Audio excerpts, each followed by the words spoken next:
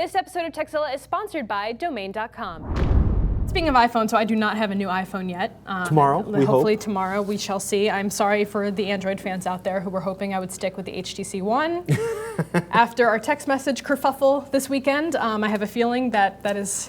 AT&T is no longer AT&T allowing is not Veronica and I to communicate over mobile devices. It's doing everything in its power not to. But I do have my good old iPad, and I did upgrade it to iOS 7, and there's a lot of stuff that I really like about it that I'm excited to share. So here are my top 5 favorite things about the new operating system. First of all, Control Center is awesome. So if you take Control Center, you just swipe up from the bottom and you have all of your important settings right at your fingertips. You've got your airplane mode, Wi-Fi, Bluetooth, access to your AirPlay devices. You even get a quick little button to get to your timer and camera and calculator, things like that. Oh, and also your Do Not Disturb mode, which is very nice as well, especially on a phone. I'll be talking about this in a second. Oh yeah? Okay. AirDrop is another one of my favorite features. Do you have iOS 7 on your phone? I do.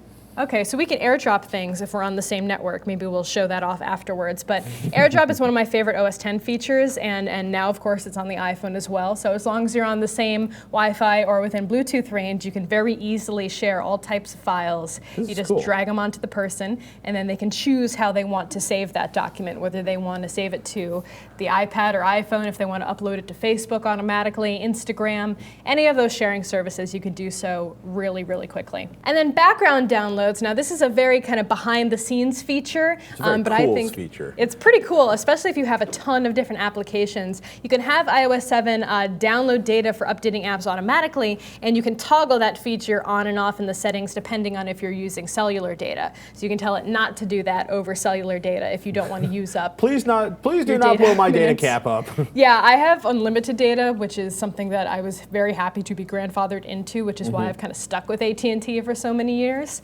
But that would be good if you did not have that option in place. And then finally, Notification Center. They've made huge changes to this. It actually reminds me a lot of the Android Notification Center now. Funny that. In many ways, yeah. So it's been updated really nicely, and it now includes a today view that gives you an agenda of what you're dealing with on any particular day, the next day. I was laughing really hard. So it's kind of funny, right? You scroll up to bring the Control Center up from the home screen. And then, of course, there's various control centers that deal with individual apps, so they've been updated. Right. I was laughing. Oh, yes. Here it is. There's a lot going on tomorrow. There are 22 events scheduled, and the first one starts at 6 a.m. That's terrifying. It gets like a little frantic. So like I got my shipping notification that my iPhone has shipped. That's in my agenda also, which is crazy. And all the app ones, even update notifications, notifications that you've missed will show up here as well. It's the kind of thing you want to customize, because it's like, unless you want to see all of your stocks every time you scroll down to try to check an email or what kind of text message you've got or your calendar, it'll drive you a little crazy nutty. And then the final thing, which a lot of people are excited about, are multi-page folders. Oh my goodness. Now, if you have a ton of apps, this is great. You're no longer limited to just 16 applications. It sounds so funny to say. You're no longer limited to just 16 applications in a folder. That's a lot of applications. Unless you're like all of your games go into one folder, Right. or you're like me, and I think I have like 11 mapping applications. I have a ton of different weather apps, not on this iPad, but on my phone. I have a lot of different weather apps. I have a lot of different more than I do, which is calendaring frightening. apps. I love to test new things to see which one is my favorite, and I don't get around to deleting them that often. Which brings us back to the importance of the background updates for all the applications There you go. on your system.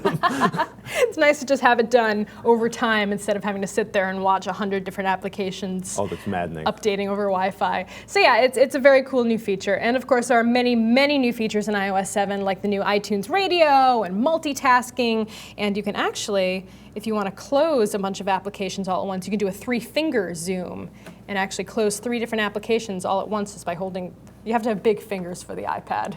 It's a little easier on the phone. But let us know what your favorite new things are. And if you're a Windows or Android user, tell us how much your phones do better in these areas as well. We love to hear you guys get into fights over this stuff. Texilla@revision3.com. So one of the interesting things I noticed about this is in the way it comes stock in the setup in iOS 7, I thought this was very prankable, right? Because this is the control panel Veronica was talking about, and you can turn on. I mean, it's amazing, right? It's been desperately needed forever, right? So the idea that instead of like clicking around and going through or having to sort of dig down in the settings, all you have to do is reach up from the bottom, and you get airplane mode. You can turn Wi-Fi on and off. You can turn Bluetooth on and off. You can go into the legendary do not disturb mode. And this was a big deal for me because I thought to myself, okay, first of all, I feel bad for everybody who made a flashlight application because now the flashlight is integrated in the control center. Yeah. But this, to me, made the phone, iOS 7, is so prankable out of the box. Because if you find somebody, Okay. Think about it this way, if I sneak into your phone, I can put it into do not disturb mode and tuck it back into your bag. Well, what if you have the fingerprint scanner on the new phone, though? Would that make it a little... Well, what you need to do is to go into the control center, and I would do access on lock screen. I would turn that off. Okay, if you're super paranoid, or if you have some friends that are kind of jerky, or maybe people you work with might be like, I'm going to make sure they don't get interrupted for the rest of the day. We don't have any people like that in our office. I'm just saying, but I thought it was kind of surprising that they give you that much access. I saw that, by the way. I have peripheral vision. I would turn that off, and it's been interesting though. Is ZDNet also did a really good write-up on 4 privacy settings that you should enable in iOS 7 immediately. And I thought this was a really interesting read. Because, for example, you want to turn on the status bar icon that gives you an idea of location services. So a purple location services icon will appear next to an item that has recently used your location. A gray location services icon next to an item that's used your location within the past 24 hours. You can get an idea of what applications are tracking your movements.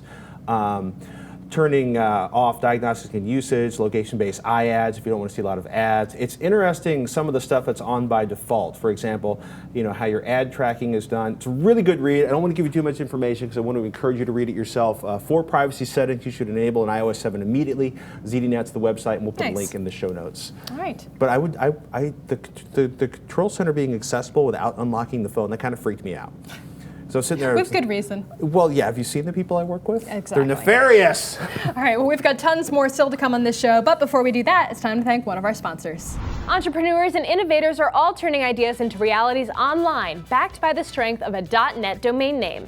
.NET is one of the world's most popular domain extensions, and a .NET domain name from domain.com will inject your business with instant credibility.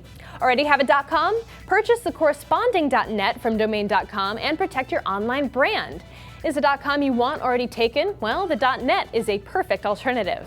We like domain.com because they're affordable. .NET is only $8.99 a year, reliable and easy to use. The folks at domain.com want to hook our fans up with an awesome offer. You can get 20% off their already affordable domain names and web hosting when you use coupon code TEXILA at domain.com's checkout. That's 20% and big time savings. Don't forget to use coupon code TEXILA. When you think domain names, think domain.com.